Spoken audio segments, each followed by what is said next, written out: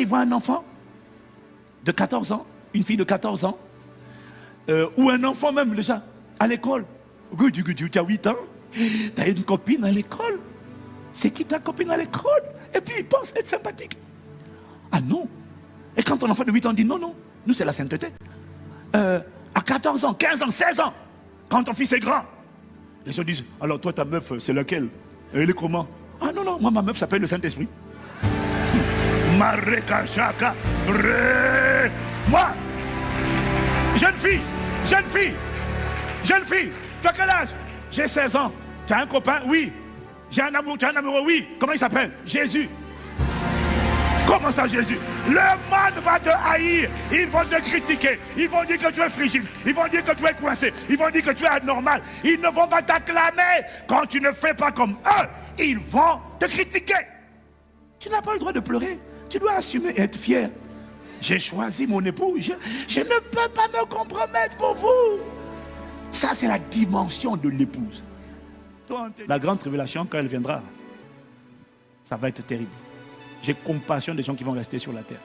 J'ai compassion des chrétiens qui vont traverser ça. Les fléaux, les jugements, les gens terrorisés. Il y en a qui vont rendre l'âme rien qu'à cause de la peur. Le Dieu bon que tu connais aujourd'hui, profite du Dieu bon que tu connais aujourd'hui. Ça sera toujours le même Dieu, mais ça ne sera plus la même dispensation. Ça ne sera plus la grâce. Ça sera la tribulation, le jugement. Sa colère parlera. Quand j'entends ces choses, je me dis, je ne peux pas me permettre de jouer avec ma vie.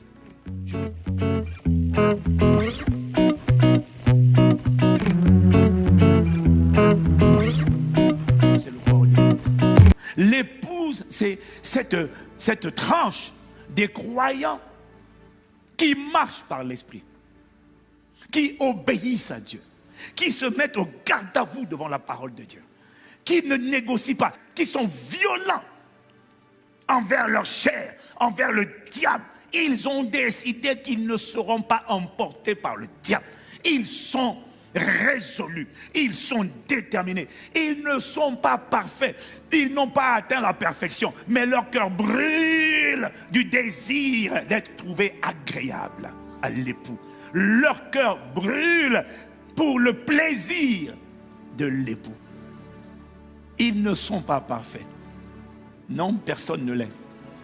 Mais quand l'époux leur montre qu'ils ont quelque chose dans leur vie qui ne lui plaît pas, l'épouse n'a pas besoin de 10 000 exhortations.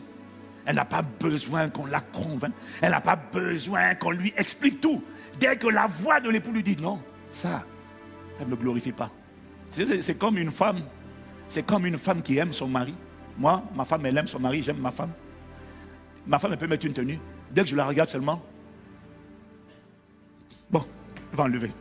J'ai même pas besoin de dire, oh là, j'ai pas besoin d'argumenter. C'est ça, l'épouse. Quand l'époux fait seulement un regard, ce genre d'accoutrement, ce genre d'attitude, cette colère, cette amertume, ce n'est pas moi. Elle va se tourner contre l'amertume, le manque de pardon. Tu sors de mon âme, non, tu dégages de mon cœur. Maintenant, l'épouse n'a pas besoin de plusieurs prédications pour changer. Elle est consumée par l'amour de l'époux. Que ce soit ton partage. C'est quand tu n'es pas dans l'épouse qu'il faut te supplier. Oui, mais c'est écrit ici. Fuyez l'impudicité. C'est écrit ici encore. C'est écrit ici encore. Oui, mais pourquoi je dois renoncer à mon copain vraiment? Qu'est-ce là? J'espère pour toi que tu vas... J'espère pour toi que tu vas réussir pour l'éternité. J'espère. Mais ce n'est pas garanti. Ton attitude là, mais ce n'est pas grave. On va continuer de prier pour toi. Quelqu'un dit gloire. L'obsession de l'épouse, c'est uniquement être au centre de la volonté de l'époux. Elle vit pour le plaisir de l'époux. C'est son obsession. Elle n'essaie pas d'avoir l'approbation des hommes, de faire plaisir à tout le monde, non. Elle vit pour faire plaisir à l'époux. Je ne vis pas pour te faire plaisir, pour te dire ce que tu as envie, ou à toi, ou au monde, non. Mon obsession, c'est faire la volonté de celui qui m'a appelé. Je ne fais aucun cas de ma vie. Même si mentir des problèmes, c'est que je dis, je suis prêt à assumer. Mais jamais je vais le renier. Ah non, ah non. Quand l'épouse sait que l'époux est triste, elle est triste. Et ce qui attriste Dieu, c'est la désobéissance, c'est le péché. Je ne comprends pas cette génération de chrétiens qui attriste Dieu par le péché et qui trouve le moyen d'être joyeux. Ça va super, ça va cool, oh tout est bien. Ah, j'ai compassion. Il dit, Seigneur, donne-nous le cœur de l'épouse. Donne-nous le cœur de l'épouse. L'épouse, c'est la seule tranche de l'église, on l'a dit, qui est capable de détruire par ses prières les œuvres du diable, de faire barrage à la manifestation des desseins de l'Antéchrist et de Satan pour la planète. L'épouse est la seule entité capable de frustrer ses plans par ses prières. Dis Amen si tu me suis. Et l'épouse est la seule entité qui est capable d'empêcher la manifestation des desseins de Satan pour les temps de la fin. Il veut être adoré, il veut être reconnu, il veut qu'on parle de lui. Il veut que les hommes l'adorent comme ils adorent Dieu. Il veut recevoir l'adoration de la création. Il a son plan. La seule entité qui contrarie ses plans, qui bloque la manifestation du gouvernement mondial dans la forme où il doit être manifesté, la seule entité qui fait barrage, c'est l'épouse. Pourquoi? Parce qu'on a dit que l'épouse est la lumière du monde, mais qui manifeste sa lumière. Tout le monde né de nouveau est la lumière, mais tout le monde ne manifeste pas sa lumière. Mais l'épouse manifeste sa lumière et son éclat empêche le diable de causer un blackout sur la terre. Le blackout, c'est lorsqu'il y a coupure de courant et toutes les lumières sont éteintes. Même quand le diable veut faire un blackout, il y a des gens qui n'arrivent pas à contrôler parce qu'ils ne sont pas alimentés par EDF, Électricité de France. Ils sont alimentés par le Saint-Esprit. Ils ont leur huile, ils ont l'huile à l'intérieur d'eux. Et quand on dit, le diable dit, ténèbres, remplissez la terre. Et puis quand il regarde, mais pourquoi il y a toujours des lumières? C'est parce que ce sont des gens qui opèrent dans la dimension de la communion du Saint-Esprit. Que ce soit désormais ton partage au nom de Jésus. L'épouse est la tranche de l'église qui ne sera jamais aimée par le monde. Parce qu'elle ne se range pas, elle ne rentre pas dans le rang. Elle ne se conforme pas au monde. Le monde t'aime quand tu te conformes à son système de pensée. Bien-aimé, le monde te haïra quand tu opères dans la dimension de l'épouse. Quand on dit te haïra, ça veut dire quoi? Ils vont te persécuter, ils vont t'épier, ils ne vont pas t'aimer. Quand ils voient un enfant de 14 ans, une fille de 14 ans, ou un enfant même déjà à l'école, tu as 8 ans, tu as une copine à l'école. C'est qui ta copine à l'école? Et puis il pense être sympathique. Ah non. Et quand ton enfant de 8 ans dit non, non, nous c'est la sainteté. À 14 ans, 15 ans, 16 ans, quand ton fils est grand, les gens disent, alors toi ta meuf c'est laquelle? Elle est comment? Ah non, non, moi ma meuf s'appelle le Saint-Esprit. Moi,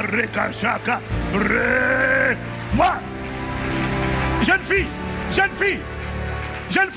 as quel âge? J'ai 16 ans. Tu as un copain? Oui. J'ai un amour, tu as un amoureux? Oui. Comment il s'appelle? Jésus. Comment ça Jésus? Le monde va te haïr, ils vont te critiquer, ils vont dire que tu es frigide, ils vont dire que tu es coincé, ils vont dire que tu es anormal, ils ne vont pas t'acclamer. Quand tu ne fais pas comme eux, ils vont te critiquer. C'est ça, le monde. Tu n'as pas le droit de pleurer, tu dois assumer et être fier. J'ai choisi mon époux, je ne peux pas me compromettre pour vous. Ça c'est la dimension de l'épouse. Toi, on te dit oui. Si tu ne couches pas, je te laisse. Oh, d'accord, je vais accepter. Toi, tu vas aller en enfer. Si tu ne te réponds pas et que tu pratiques ça, tu risques l'enfer. L'éternité en enfer. L'épouse ne sera jamais aimée par le monde. Mais ce n'est pas grave. Il a dit, vous feront la guerre. Ils ne vous vaincront pas. Ta lumière va déranger ceux qui sont dans les ténèbres. Ce n'est pas grave. Continue de briller.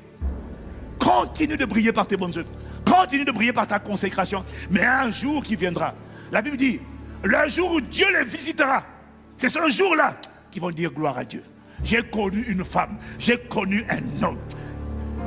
Je réalise maintenant que j'avais vu Jésus. Je ne l'avais pas reconnu. Qu'on dise ça à ton sujet. Qu'on le dise à ton sujet au nom de Jésus. Si c'est à toi que je parle, donne-moi un bon amen. Et c'est parce que le monde est l'épouse. Le monde ne hait pas toute l'église. Le monde hait l'épouse parce que l'épouse ne se conforme pas. C'est parce que le monde hait son épouse qu'un jour, Jésus va venir récupérer son épouse. Puisque vous la haïssez, je viens la chercher. Jésus dit, vous êtes le sel de la terre. Le sel préserve. Ça c'est un, de la pourriture. Deux, il donne de la saveur. Oh, dis-moi amen si tu es avec moi. Ça veut dire quoi? L'épouse est la seule entité qui, par sa présence sur la terre, empêche une odeur de pourriture et de putréfaction d'envahir toute la terre.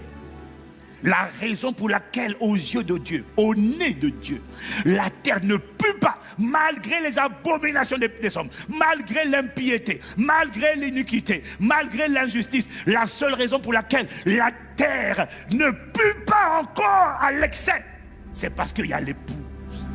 Et sa présence permet de garder de la saveur encore, permet de ralentir la pourriture sur la terre. Si tu me suis, donne-moi amen.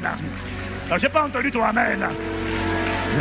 La deuxième chose qu'il m'a dit, le sel donne de la saveur, le sel donne de la bonne odeur. Il m'a dit c'est uniquement à cause de la présence de l'épouse que malgré le fait que le monde sent mauvais à cause du péché des hommes, ça sent mauvais, mais la présence de l'épouse continue de maintenir à l'odorat pour l'odorat de Dieu une certaine saveur.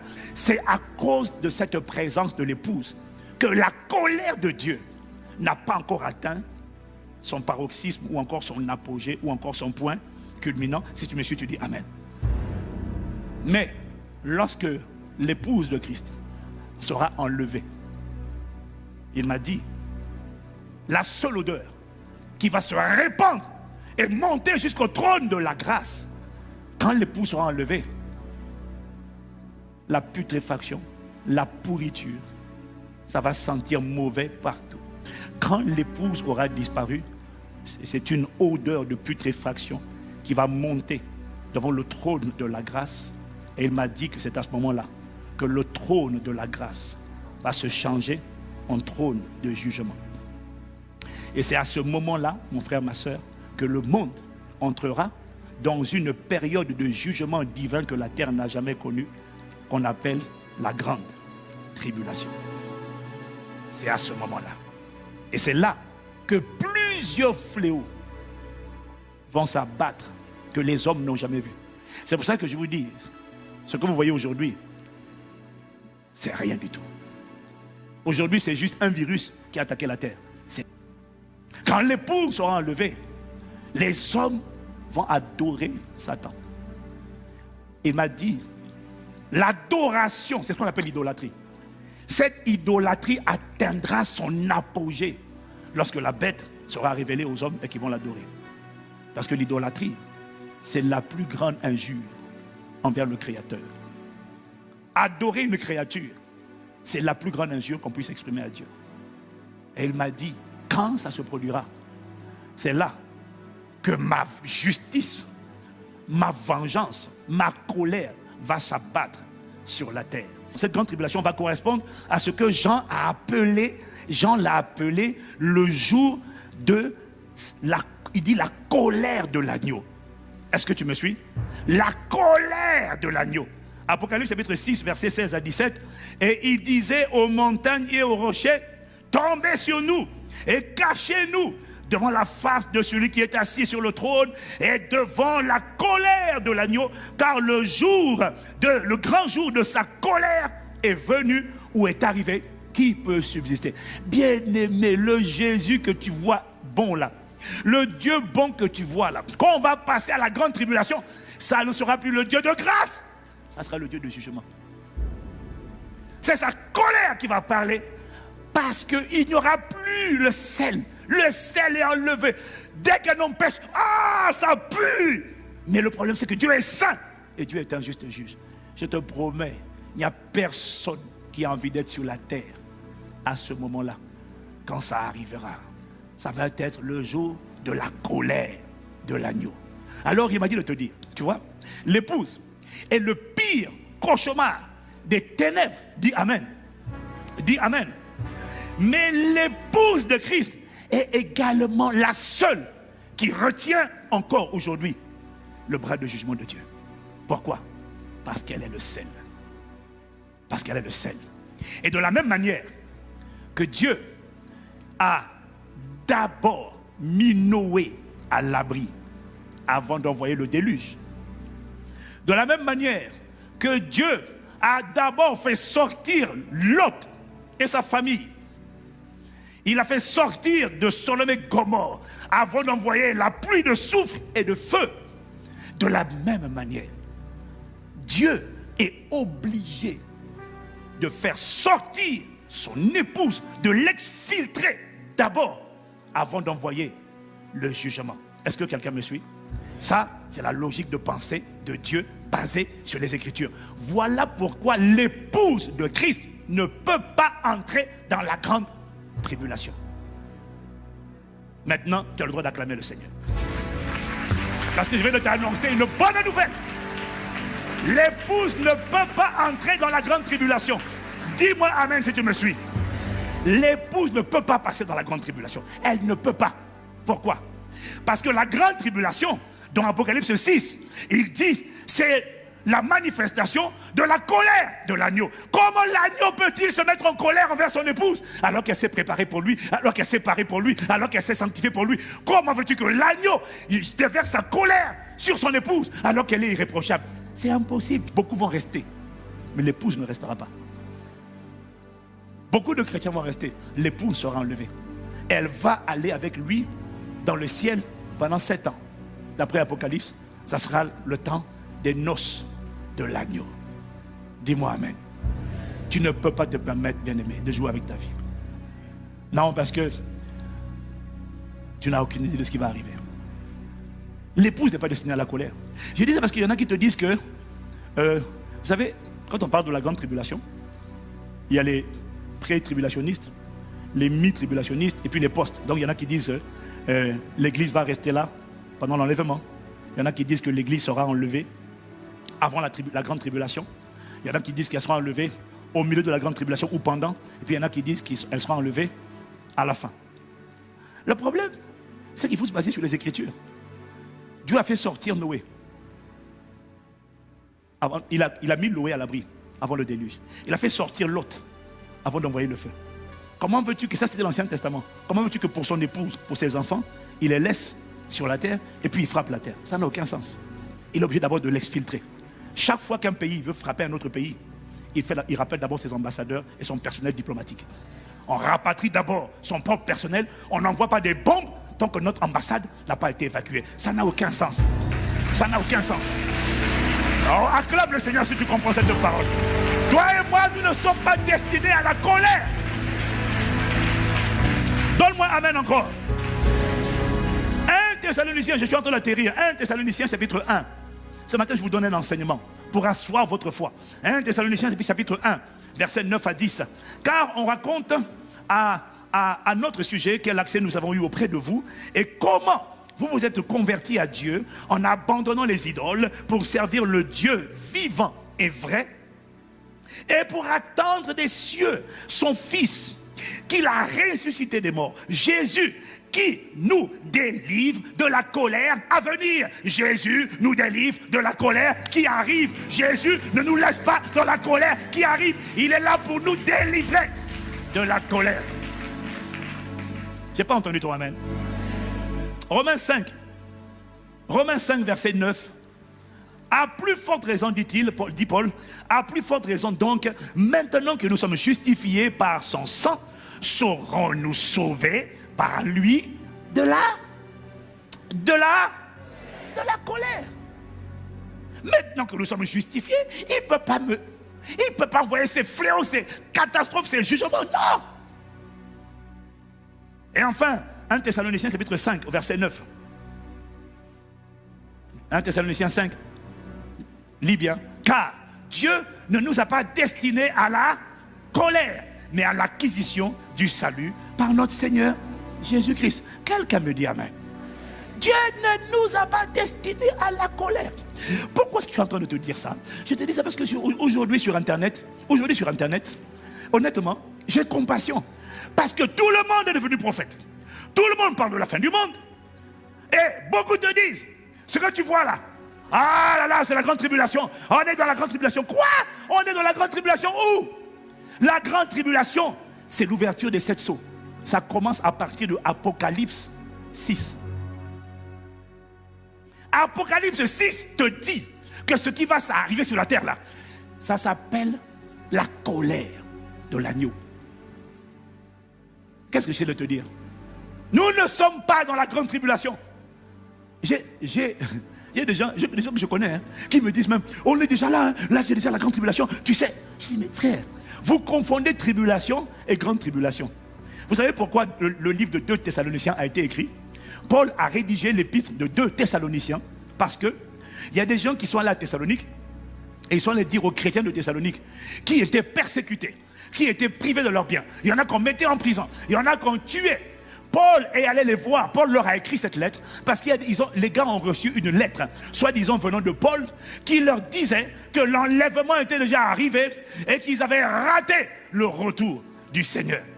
Alors ils ont été paniqués et ils ont dit, mais donc en fait les souffrances qu'on est en train de vivre là, c'est parce que la grande tribulation a commencé. C'est pour ça que Paul a écrit 2 Thessaloniciens.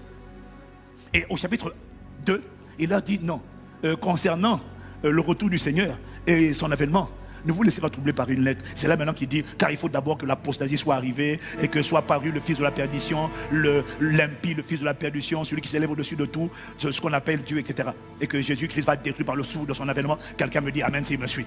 J'ai dit quelqu'un me dit amen s'il me suit.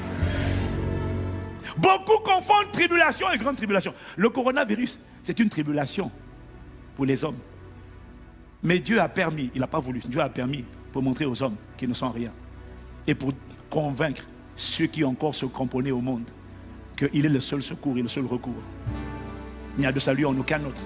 Ce que le monde propose ne tient qu'à un fil. Il n'y a rien, tout est superficiel. Mais ce n'est pas la grande tribulation. Non.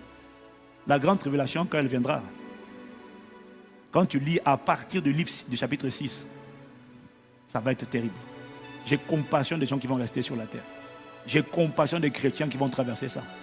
Je t'invite à lire à la maison les fléaux, les jugements. 1/3 des habitants, les gens terrorisés. Les gens terrorisés. Il y en a qui vont rendre l'âme rien qu'à cause de la peur. Le corona a fait peur aux gens, c'est vrai.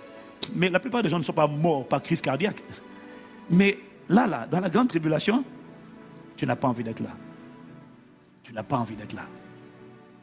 Le Dieu bon que tu connais aujourd'hui, profite du Dieu bon que tu connais aujourd'hui.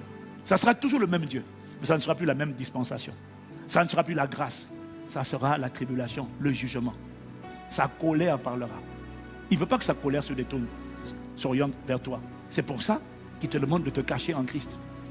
Parce qu'en Christ, la colère de Dieu a déjà été manifestée. Il a mis sa colère sur Christ afin que tu sois épargné.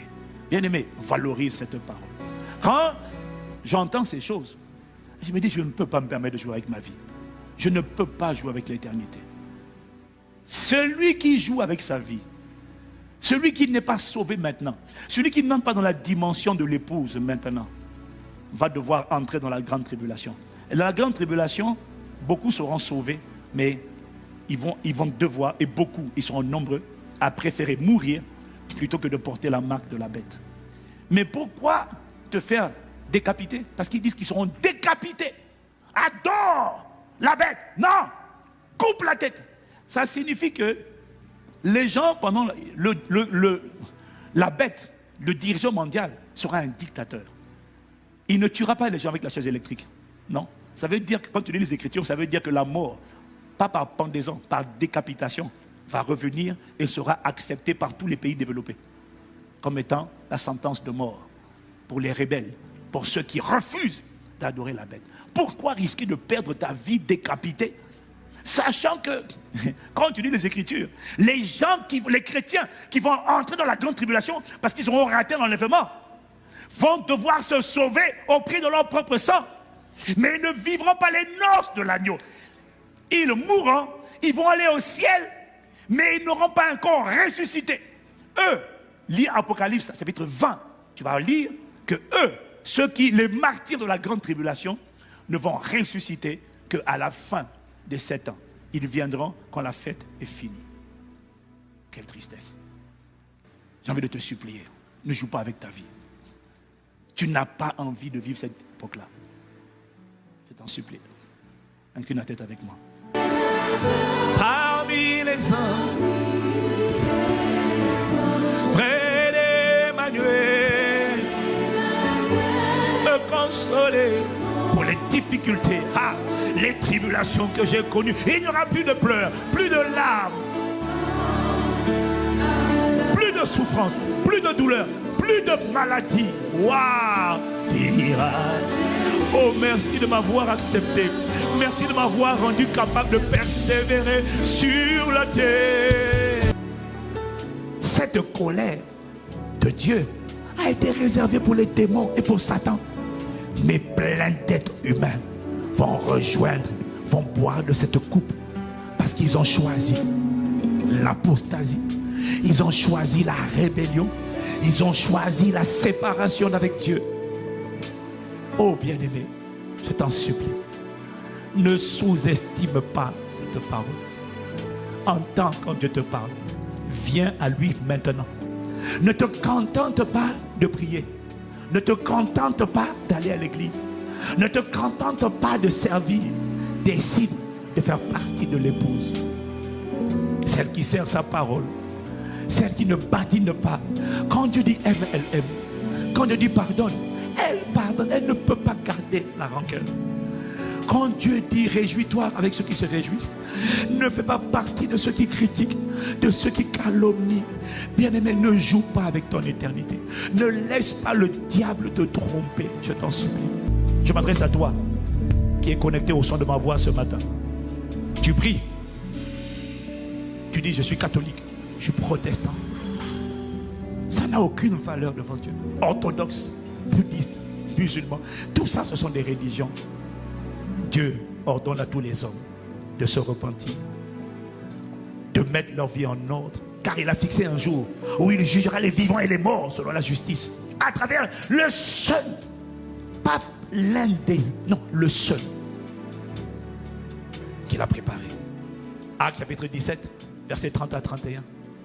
Le seul homme qu'il a désigné, c'est Jésus-Christ. Il n'y a pas d'autre chemin.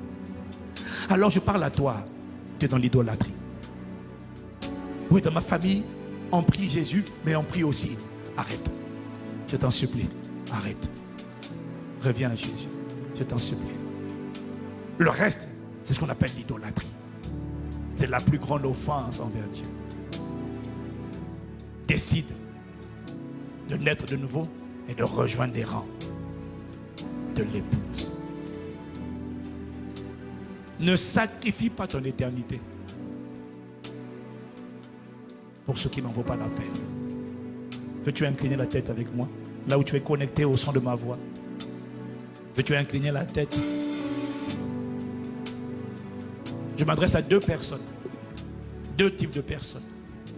Tu ne connais pas ce Jésus. Tu pries mais tu ne l'as jamais reçu. Tu dis que tu connais des chrétiens mais tu ne connais pas Dieu. Donne ta vie à Jésus. Il veut t'épargner la colère et son jugement. Mais pour cela, il faut qu'il te cache en Christ. Et je m'adresse à toi aussi. Tu te dis chrétien, mais ta vie est une vie de débauche, de désordre, de désobéissance. Si la mort te prenait aujourd'hui, tu irais en enfer. Aller à l'église ne fait pas de toi quelqu'un qui va aller au paradis. Tant que tu n'es pas l'épouse, tu peux rater la première résurrection. Tu veux mettre ta vie en ordre et tu veux qu'on te tende la main et tu veux qu'on t'aide à devenir l'épouse de Christ. Alors incline la tête et fais cette prière avec moi. Et l'église va m'aider à répéter cette prière. Tu vas dire: Seigneur Jésus, je te demande pardon pour l'injustice, pour l'iniquité, pour le péché qui caractérise ma vie. S'il te plaît, lave-moi dans ton sang précieux. Pardonne ma folie. Pardonne mes raisonnements. Viens dans ma vie. Change-moi. transforme-moi, délivre-moi et fais-moi entrer dans la dimension de l'épouse de Christ.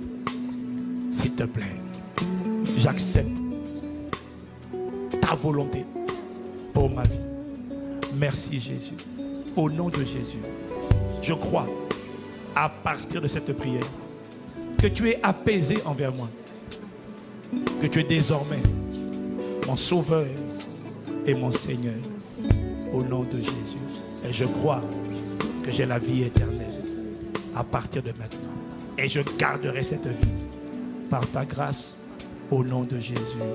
Amen, amen, amen. J'irai là-bas à la chez la remara près d'Emmanuel, Libros de la Marina, passant mon temps dans la je dirai à Jésus un grand, une dernière fois.